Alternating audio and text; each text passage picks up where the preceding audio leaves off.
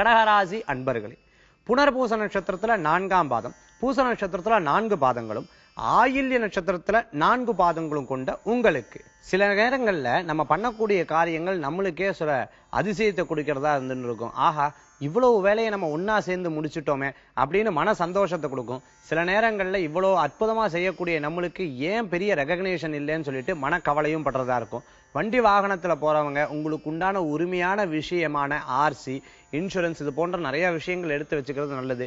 திடீர் பிரயாணத்தை தவிர்க்கிறது நல்ல பலன்களை ஏற்படுத்தி கொடுக்கும்.